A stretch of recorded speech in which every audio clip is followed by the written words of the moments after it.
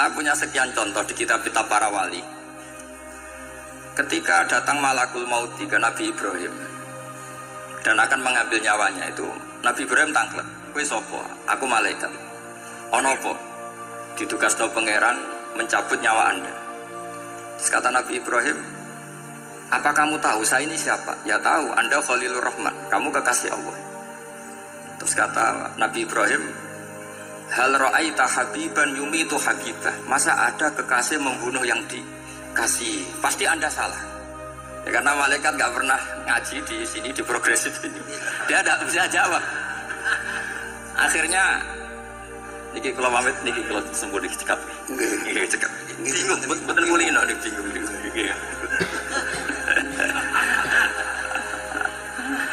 Akhirnya malaikatnya matur malih teng pangeran.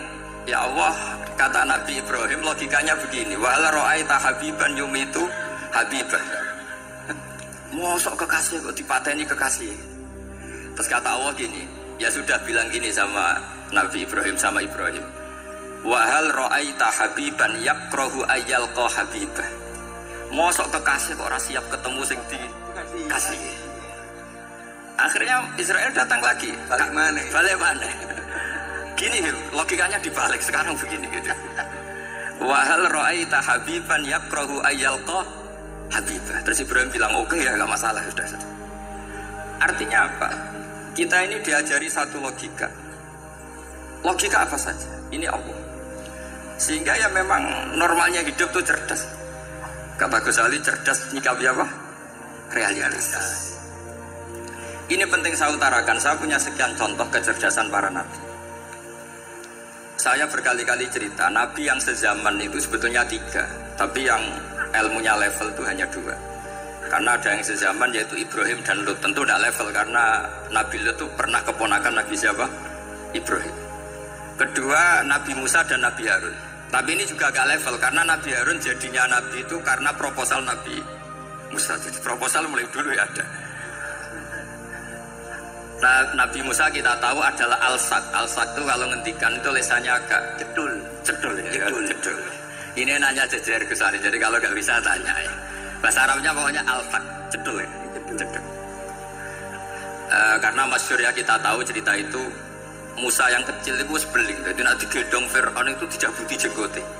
Padahal masih kecil. Sesuai Fir'aun curiga, dasar Bani Israel. Lama-lama dia memutuskan sepatah ini aja ini jelas darah-darah Israel. Kita tahu Fir'aun adalah orang Kipti, orang Mesir. Setelah berkali-kali gitu terus tanya gini sama Asia, ini anak ini sudah bisa mikir, memang dasar Bani Israel jadi gak suka orang Kipti. Orang bacah cilik biasa gak masalah. Sehingga dia terus dites ada jamroh, ada bara api sama apel. Sebenarnya Musa ini sudah tahu mau ngambil apel, tapi kalau dia ngambil apel dibunuh sama Fir'aun berarti bisa membedakan. Akhirnya sama Jibril diarahkan ngambil apa? Api jamroh tadi. Akhirnya agak ditelan terus menjadi lisannya apa? Cedul. Sampai sepuh jadi nabi tetap begitu. Makanya beliau ngendikan Rabbi shrah li sadri wa yassir li amri wahlul 'uqdatam min lisani yafqahu qawli. Terus proposalnya itu tadi waj'alli waziram min ahli Haruna akhi. Sebagian ayat lebih jelas lagi yaitu wa akhi Harun huwa afsahu minni lisanan fa arsilhu ma'iyya rid ayyusaddiqun. Jadi dan saudara saya Harun lebih fasih berbicara daripada saya.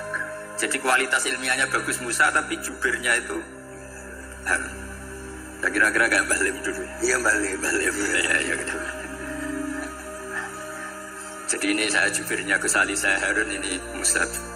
Maksudnya kaya karena sudah ada nabi. Singkat cerita, karena Musa itu agak alsak, sehingga Harun ini agak levelnya. Padahal sezaman, sehingga ya nggak pernah bantah-bantahan, nggak pernah adu argumen. Yang benar-benar nabi sezaman dan kemudian sering adu argumen adalah Isa dan Yahya. Kita tahu umurnya ya imbang, kualitas al-mazaya wal wadail juga imbang. Nabi Isa kita tahu wa yukallimun nasa fil mahdi wa kahla. Mulai kecil bisa ngendikan, ya sudah pinter. Nabi Yahya kita tahu ya Yahya khudil kitaba biquwah wa atainaul hukma sabiyya. Jadi sama-sama pinter. wa hananan min ladunna wa zakah wa kana taqiyya. Itu dua beliau ini menjadi satu manhaj besar dalam Islam.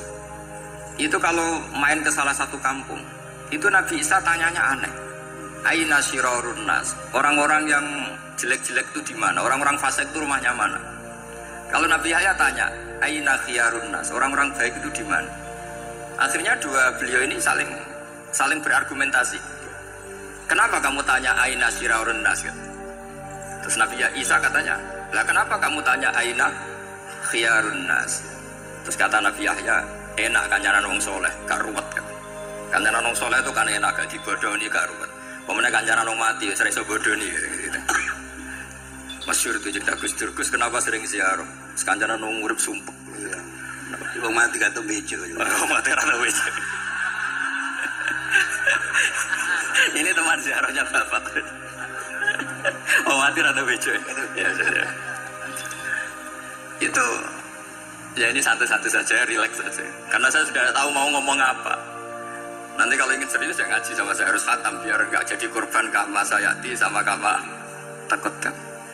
Akhirnya Nabi Yahya gantian tanya, kenapa kamu tanya aina syirarun nas?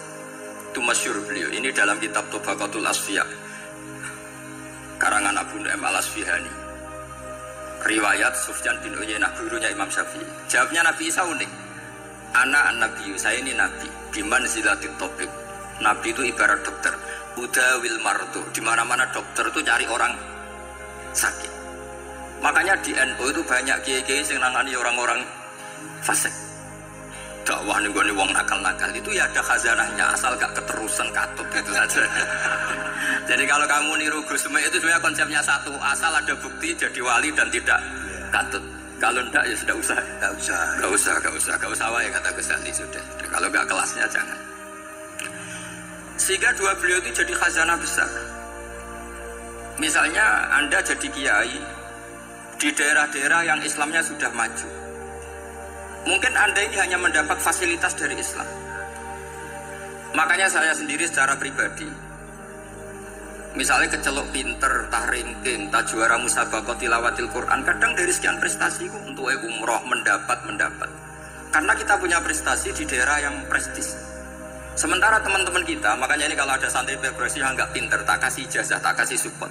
Barokahnya ada pinter, akhirnya hidup di daerah tertinggal. Barokahnya hidup di daerah tertinggal, Anda muassisul ma'had, Anda muassisul masjid. Sing prestasi hanya mendapat dari negara, yang tertinggal malah memberi kontribusi. Akhirnya apa? Lama-lama ini yang prestasi coro Jawa ngatok tomak. Saya dapat apa?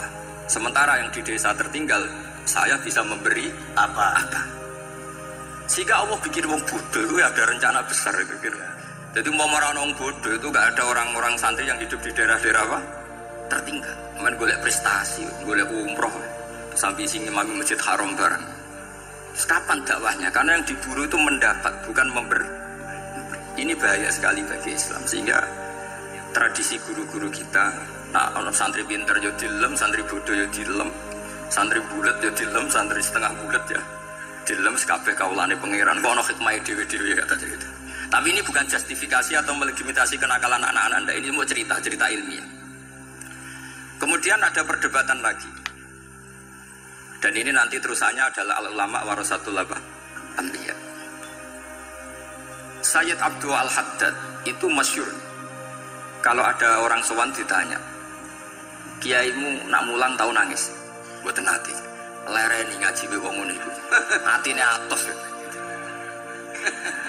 Tapi Abdul Hasan Asadili kalau ada orang tamu tanya, kiaimu nak mulang tau guyu? Mboten nate. Lereni wong ora iso syukur. Jadi ini dua kutub besar. Siapa yang nggak tahu kewalian Abdul Hasan Asyadili? Siapa yang nggak tahu kewalian Sayyid Abdul Al-Haddad? Nah ini kalau Gus Ali sudah dua-duanya, gujuk ya sering, nangis ya sering. Sudah makomen, ini sudah Majma'ul Bahrain kalau dalam ilmu tasawuf. Dan itu mirip perdebatan Nabi Yahya dan Nabi Isa. Nabi Yahya itu happy, hidupnya happy. Kayak bapak saya itu hidupnya happy. Zaman miskin saja gak pernah susah. Bapak saya itu khasnya gak pernah susah. Mau meninggal saja masih guyon sama saya. Mau kapundut itu seguyon kali. Ya seneng, ya happy saja. Jadi mirip cerita Jalaluddin Ar-Rumi, beliau mau kabundut, muridnya nangis semua, marah-marah dia.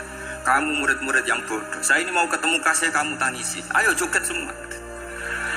Makanya kalau ada orang mati kok ceria itu karena madzhab Jalaluddin apa? Ar-Rumi. Masyhur itu. Ini malam pengantin saya, kenapa kamu nangis? Makanya jadi mitos kalau mimpi jadi manten tuh mau mati. Karena kalau Jalaluddin Rumi istilahkan kematian itu adalah pengantin. Umar bin Abdul Aziz, salah satu khomisul khulafa masyhur itu. Ketika mau kabundut, orang nangis semua juga dia marah. Memangnya saya mau kemana kok kamu tangisi?